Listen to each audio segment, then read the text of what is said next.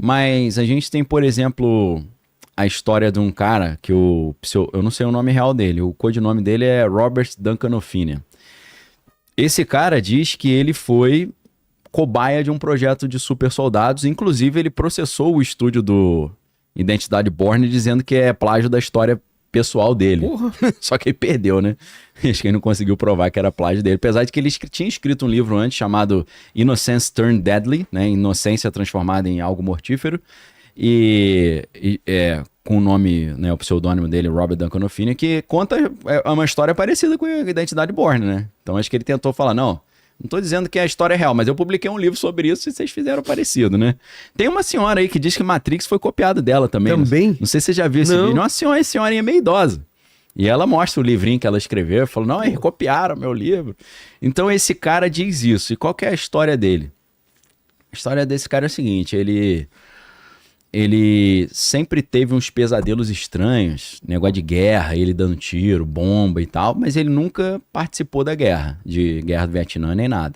Sonhos reais, assim. Pesadelos reais, assim. Então ele tinha esse tormento, ele era um cara meio problemático por causa disso, né? Que ele tinha uns transtornozinhos.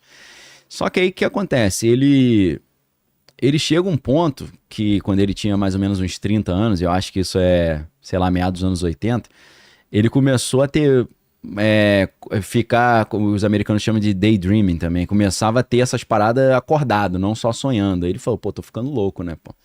Aí fez tratamento psiquiátrico e tal, ninguém conseguia descobrir o que era. E aí ele disse que de repente ele tava dirigindo, ele era do Kentucky, se eu não tô enganado, interior dos Estados Unidos, um cara assim do interiorano mesmo, mas um cara que praticava artes marciais, fortão, né, musculoso e tal. E ele falou que uma carreta jogou ele para fora da estrada, o carro capotou. E aí, o que aconteceu? Levaram ele pro hospital, ele quebrou algumas vértebras. Ele mostra ressonância com as vértebras, tudo quebrado até hoje, mas ele, tipo o Doutor Estranho, ele anda, fala, faz tudo mesmo, com tudo quebrado, né? No caso do Doutor Estranho é a mão, né? A mão, ele viu um cara jogando basquete, né, no filme, né? Não lembro se na história em quadrinho é assim, né? E aí ele descobre que o cara tinha a coluna toda quebrada e tava jogando basquete. Ele falou, como é que é isso? Ele falou, não, porque tem um negócio lá no Tibete e tal, né? Aí deu a dica pra ele, né? Do ancião, né? Que depois virou a anciã por pressão da China, né? Você sabe dessa história? Não. A China não queria que tivesse um cara do Tibete sendo representado num filme hollywoodiano, porque eles têm uma inimizade com o Tibete. Então tiraram um ancião tibetano e botaram uma mulher nórdica, né? Sei lá, anglo-saxã, né? Que é a Tilda Swinton, né? A atriz. Porque a China patrocina muito, né? Os estúdios de Hollywood. Então, esse cara disse que quando jogaram ele pra fora da estrada, ele foi pro hospital e botaram ele numa máquina de ressonância. Ele disse que na hora que ele entrou na máquina de ressonância, embaralhou tudo. Ele começou a ver aquelas cenas, ele falou, cara, tô louco, vou morrer e tal. E aí, ele falou, cara, tô totalmente louco. Começava a vir as imagens de tiro, não sei o quê. E aí uma vez, ele tava na rua, aí um cara cumprimentou ele. Falei, e aí? Aí ele, pô, não te conheço não, cara. Pô, a gente lutou no Vietnã junto. Ele, o que no Vietnã, pô? Como assim? Nunca lutei no Vietnã, não. Esse coroa faleceu. O coroa chamava Dave Corso, era o nome do cara. É o nome real mesmo, o outro é um nome fake, né? Que é Robert Duncan O'Finner. E aí ele falou, não, cara, a gente participou lá, você era moleque. Porque o cara era bem mais velho que ele, né? Aí ele falou, pô, eu participei da Guerra Vietnã com 15 anos. Ele falou, você era de um pelotão especial de paranormais e tal. Aí ele, que isso, rapaz, tá maluco? E o cara falou, não, peraí, deixa eu te contar essa história. E aí o cara conta a história pra ele. E ele fala, cara, então a minha memória da minha adolescência é toda fake, pô. E aí ele começa a conversar com os amigos. Poxa, quando eu tinha entre 14 e 18 anos, eu tava onde? Os caras falaram, sei lá, cara, você sumiu, seu pai falou que você tinha viajado, que você foi estudar fora. Aí ele falou, mano, eu me lembro da gente aqui na cidade natal. Aí ele descobriu que as memórias dele eram meio falsas. E aí... Cara... Aí ele falou, cara, se eu fui do exército, deve ter algum registro. Aí ele só achou um registro dele tendo um atendimento médico no exército. Um boletim médico dele. Então ele achou, tipo, uma prova de que ele fez alguma coisa no exército, mas ele não se lembra. E aí... Total Recall lá, Tipo, Vingador do Futuro, né? Nesse nível. E aí, hoje a gente sabe que implante de memória falsa é um negócio meio fácil, né? De fazer. É mesmo? Através de manipulação mental. Sessões de... Porque a gente sabe que quando a memória é bem plástica, né? Bem fluida. Quando você lembra, ela é como se tornasse editável novamente. Hoje isso é muito usado para transtorno pós-traumático para militar, né?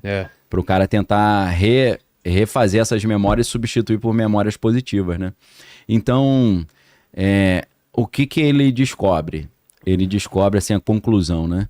Que quando ele tinha 6 anos, ele descobriu que o pai era da CIA, ele não sabia. O pai era um agente secreto da CIA. E o pai ofereceu ele para um projeto abaixo do guarda-chuva MK Ultra chamado Project Talent, Projeto Talento, que era um projeto de super soldados. Qual que era a ideia?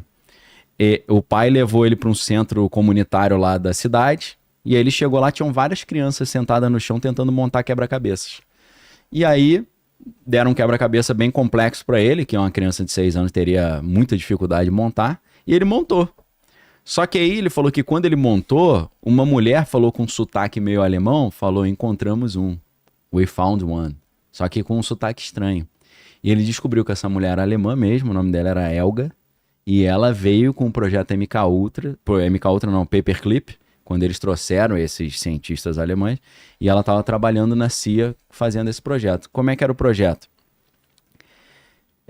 Primeiro, quando ela falou encontramos um, não é encontramos um gênio, é encontramos um receptor. Porque ela estava controlando a mente dele à distância, por telepatia. O quê? Entendeu? Aí o que ele contou é isso, né? Sei. Então ela montou o quebra-cabeça através dele. Cara... Ela pilotou ele. Sei. Então ela ia de criança em criança tentando pilotar. E não conseguia. Ela conseguiu. Por quê? Ele diz que o paranormal, que não é o guerreiro, é o sender, é o que envia. E o soldado paranormal é o receiver, é o que recebe. Então ele foi treinado para ser o soldado paranormal que recebe as coordenadas do paranormal, que é só o psíquico. Então, e outros foram treinados para ser só os paranormais, sem ser soldados e saber dar tiro e jogar bomba. Então ela estava procurando esse receptor, ela encontra ele, aí o que eles fazem? Esse cara, ele não... Aí a teoria do Manchurian Candidate, né? Que é um filme antigão com o Frank Sinatra fazendo o papel principal.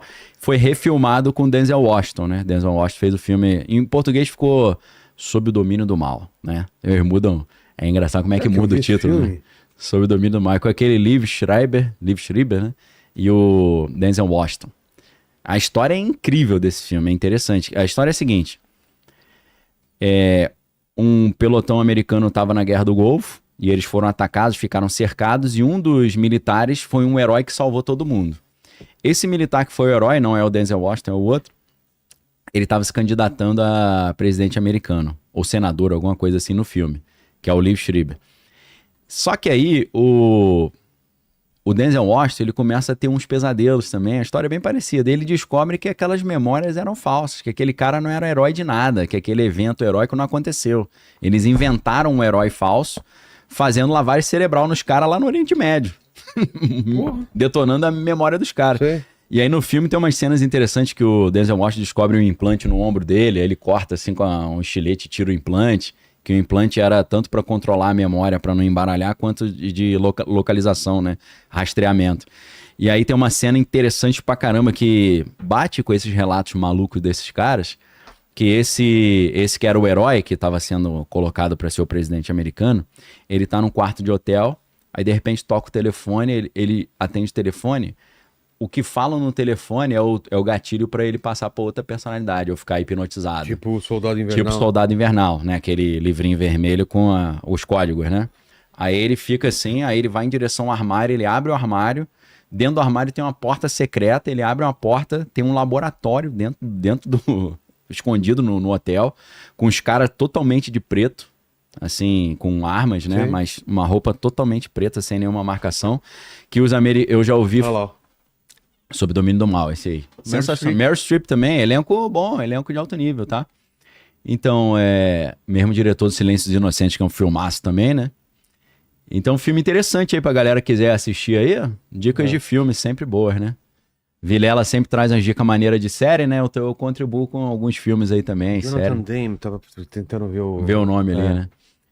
E embaixo tá escrito The Manchurian Candidate, né? Que é que é o termo original. Manchúria vem da Guerra da Coreia, né? Dizem que os americanos descobriram esses projetos de controle mental, de super soldado, durante a Guerra da Coreia, porque os chineses e os japoneses faziam isso, né? Por isso que é da Manchúria.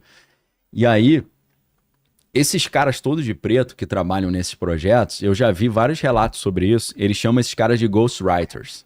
Por quê? Eu não sei porque que é ghostwriter, né? Ghostwriter, pra quem não sabe, é o cara que escreve um livro pra alguém e o cara só bota o nome. Alguém famoso e o cara famoso coloca só bota o nome.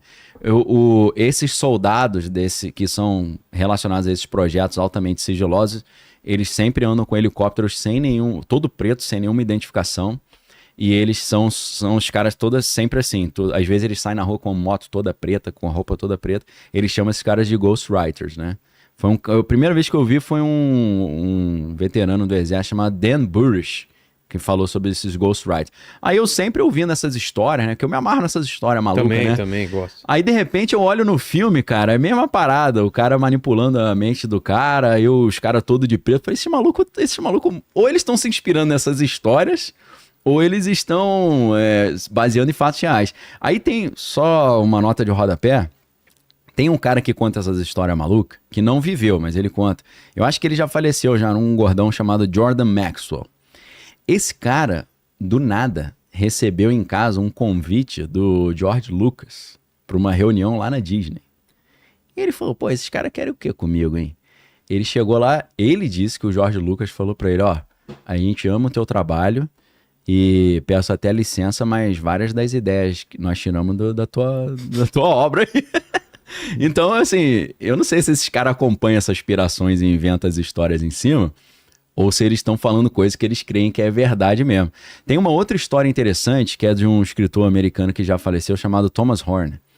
E esse cara disse que a família dele é cristã, ele era pastor, mas eles tinham um segredo entre eles, da família, que eles não falavam pra ninguém, de que a filha tinha sido abduzida por alienígenas.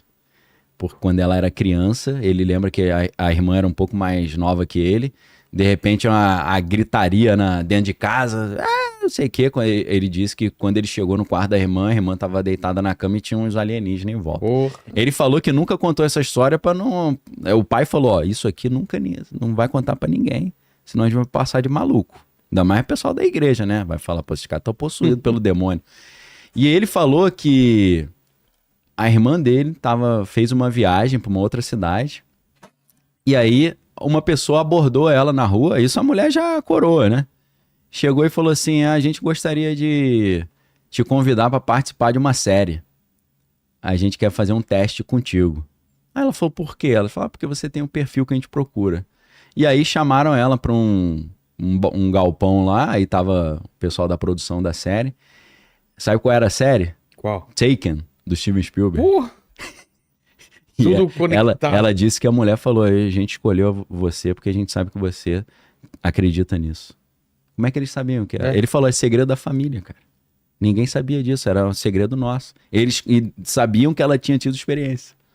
E chamaram ela pra série. Cara. Muita loucura isso, né? Não sei se é verdade, mas são histórias curiosas, né? No mínimo curioso. No mínimo curioso.